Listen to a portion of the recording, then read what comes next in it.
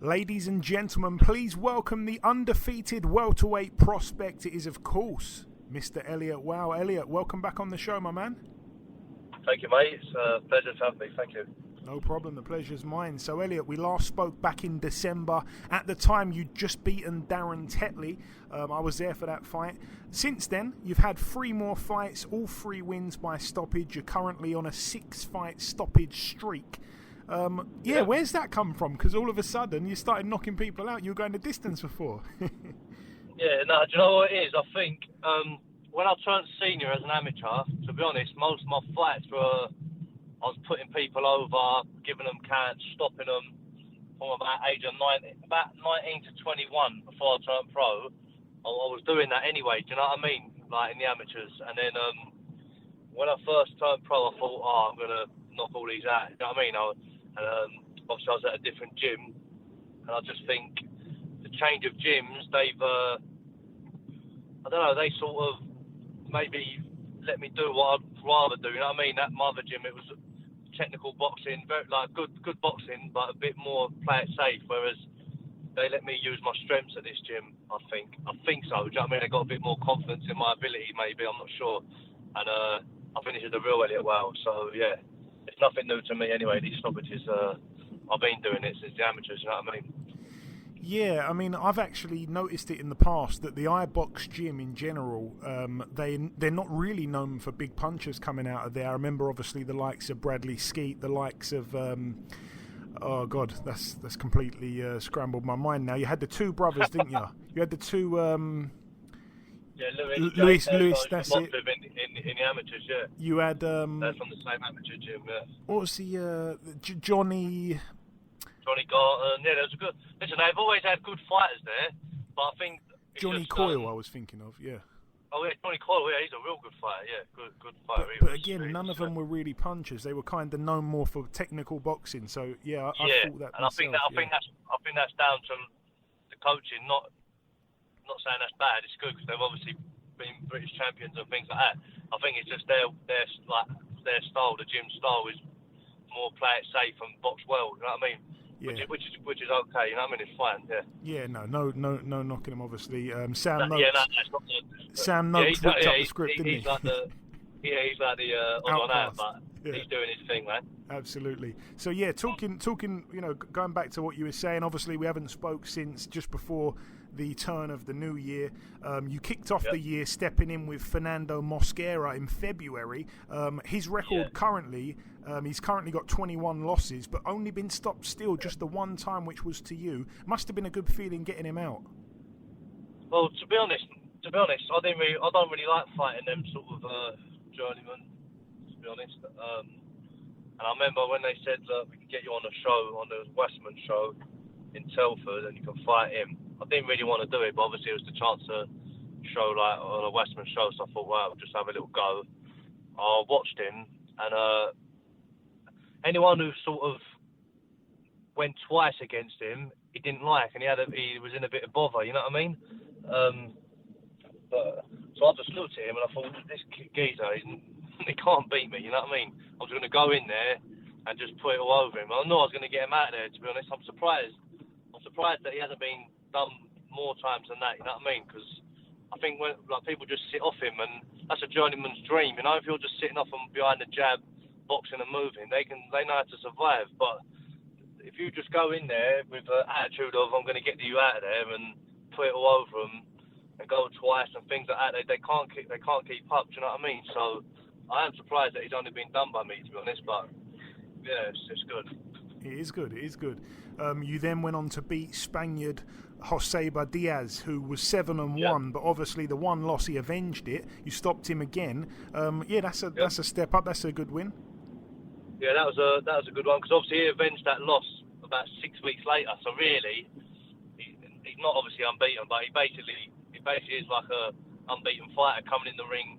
He obviously turned up to win as well, because he had a good couple of rounds. The first couple of rounds was like, I thought I won the round, but it was like he was on it, you know what I mean? And then I just broke him down, and I got him out there, in the 5th round.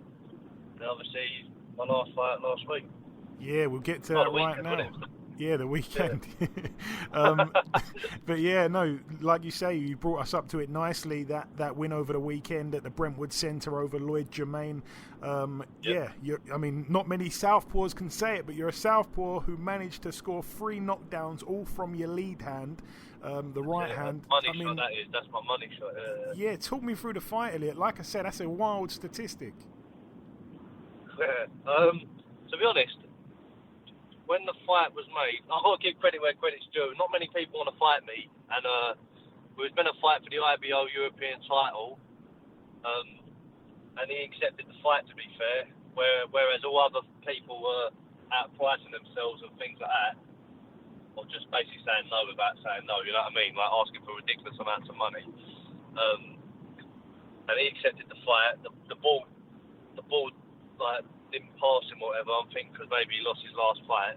And then obviously the Commonwealth silver came vacant, and we got him on. So I've got to give him credit for he took the fight like he wanted to fight me. So that was good of him. But I just feel like there's levels in boxing, and I heard an interview. He said he only had 2 amateur fights and things like that. And I know it don't really matter, but I had 108. You know what I mean? And I just thought, he can't beat me. You know what I mean? That's just the attitude I have in my head. And yeah, I just felt like I had done what I needed to do. You know what I mean? He certainly did. I mean, like I say, it was just, I couldn't believe, the amount of times he was down. Obviously, he had a couple of moments. I think the first round he caught you with a good shot. You came back with a big shot that kind of made him think twice. But that was a really fun fight while it lasted, my friend. I think when we had you on before, you spoke about just wanting to be active, and you felt that it was hard previously, kind of being prioritised, under Frank Warren. There's a lot of guys there. Like I said, you've had 3 fights this year. Do you still feel that you're in a good place with that decision? What, as in moving away? Yeah, moving away. Even changing gym, just all of it. You had a lot of changes at the same time. Yeah, I feel like for my career, it's the best thing I've ever done. Do you know what I mean? Obviously, I've got 2 kids and that, and financially it's been it's been hard because these fights I'm on are on ticket deals, and listen, it's a hard game when you're doing it this way. The business is just really hard, but these sort of fights I'm just using as investments, and I'm not really too bothered about the money. Well, I am now. I want to start get signed and start pushing on a bit. Do you know what I mean? But I feel like since I've come back, I've just took some good fights. Not really earned a lot of money, but for my career, it's progressed me nicely, and it's got me active. And I'm active against real good fighters, to be fair. Like I think I've had 5 with my new gym, and 3 of the 5 are good opponents, like real good opponents. You know what I mean? So I think just getting that activity back and just keeping momentum going is what I needed, because before I was just so stop and start. And it's like you do 1 fight and then you're not fighting for 10 months and you're back in. Well, you know what I mean? It's like you can't get the ball rolling. But now I feel like I'm just consistently getting better, and hopefully we can get another one before the end of the year. Yeah, I was just going to say, talking of being active, I've got a feeling you'll be wanting to get out again before the end of the year. You just said it there. When? Which type of month are we looking at, Elliot? Well, to be honest, probably December now, unless they can get me something towards like November, December. I'm just trying to think. Obviously, that was my first camp of like a 10 round. I've done 10 weeks, 10 rounds camp. You know what I mean? Like, so it took its toll on the body. Although the fight only went 3, like all the work's done in the gym. You know what I mean? So I want to have a couple of weeks off, enjoy some time with my family. Like I said, I had a little girl, and when she was 4 weeks old, only a month old, I got the call and I had to go back into camp. Do you know what I mean? So I want to spend some time with my family really, and maybe have 2-3 weeks off, and then get back up there and hopefully get out before Christmas. Yeah. That sounds like a brilliant plan, mate. Obviously, after your win, Harry Scarff's name was brought up. Is that the only name on your radar, Elliot? Nah, listen, to be honest, I've never really been one to call people out and things like that. But a lot of people do get on to me and say, like, mate, you need to be a little bit more mouthy and things like that. But it's not really me, do you know what I mean? I just want the opportunity. So, really, there's a lot of good fighters, big domestic fights out there. Anyone really in the top 5, 6 in the country, I'd have it with, you know what I mean? I think most of their names are signed. They're on the big shows, you know what I mean? So, I'd have it with anyone, to be honest, mate. But obviously, bigger the name, the better. Unless I can get signed and then you become the A side, because I just feel like me now, I'm a hard fight for them sort of fighters. And as an A side fighter, for example, Scarff, he could probably pick an easier, like, voluntary, do you know what I mean, than me, or, do you know what I mean, unless I get made mandatory. I'm in a bit of a shitty position, to be honest, so I'd like to get signed to either come like the A side and then leave it to my team to decide who I fight at. That makes sense. Yeah, I mean, again, I don't think it's a fight we're going to see, because it probably doesn't make tons of sense, especially from the other side, but I would love you and Lewis Ritson. I think it's a brilliant fight. Yeah, that'd be a great fight, because he's, like, been there, done it, you know what I mean, he's wore the T-shirt. I'd have that, definitely. So if we could get that over the line, that'd be a great fight for me, because he's got bundles of experience. I'd learn a lot. I'd learn a lot from him in the fight, you know what I mean? And it's a fight. I watched the fight with Paddy Donovan. I feel like it's a fight that I definitely can win. So if we can get that on, yeah, that'd be good, Joe. There we go. I've kind of just called him out on your behalf. On my behalf, yeah. Okay, so yeah, like I say, Elliot, we've pretty much flown through pretty much everything that I had for you. Just before we let you go, my friend, and I do appreciate you giving me a bit of time during this kind of downtime after a fight. I understand. Yeah, that's all right. I really appreciate that. But yeah, any closing words for the listeners? If you want to give out social media handles, thank sponsors, send any kind of message. The floor's yours, mate.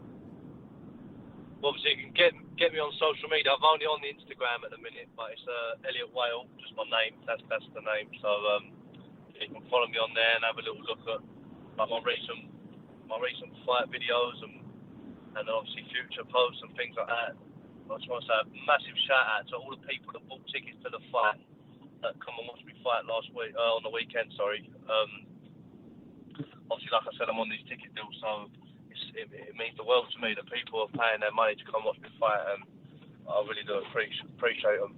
And obviously, lastly, a massive thanks to all my sponsors, because without them I wouldn't be able to make the move to the Midlands and train and get my career back on track. And I wouldn't be in this position now without them, you know what I mean? Without them backing me, I wouldn't be in this position. I think on the box rec, I'm like 53 in the world now, in 11 fights. That's good going, you know what I mean? So I'm glad my career's back on track and we're pushing in the right direction. So yeah, happy days.